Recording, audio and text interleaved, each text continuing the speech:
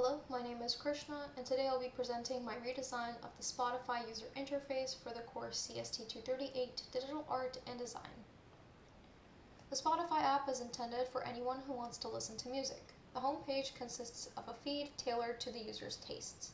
Other functions include the ability for users to browse through their library saves, search for content, interact with their public profile, and control the music that is currently playing from the app.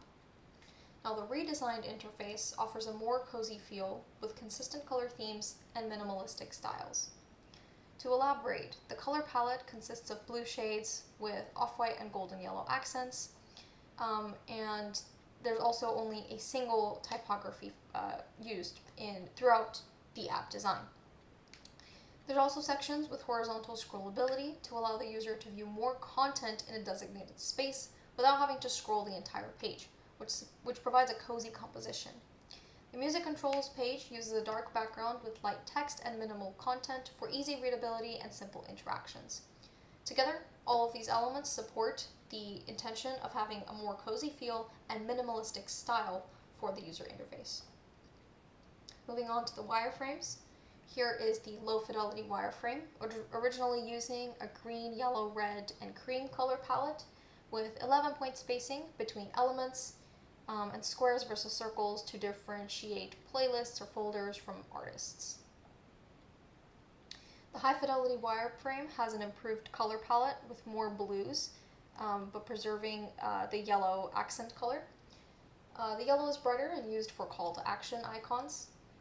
The spacing between elements has been increased to 17 pixels in order to increase the negative space and for aesthetic purposes. This is also supported by the reduced size of the elements to increase the negative space. And the playlists now use a light background with dark text in front in order to read the playlists along with their images. The final prototype has an even more refined color palette, with the sea green being removed entirely, and all of the elements use a more consistent blue. Padding has also been added to the sections on the home page and in the user profile page for consistency.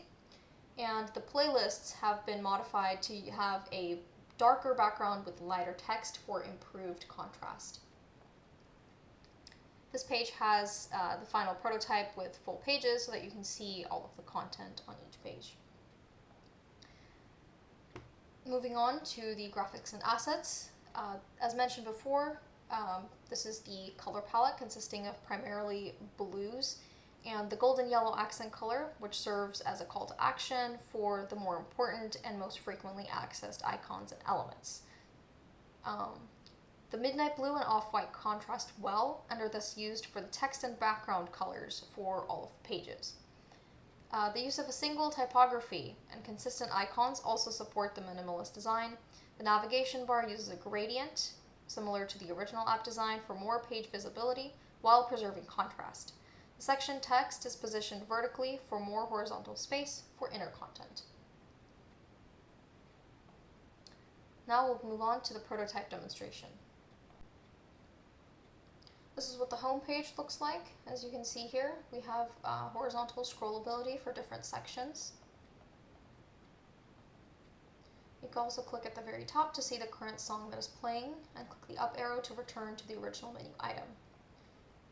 This is the library. It allows you to look through all of your media saves.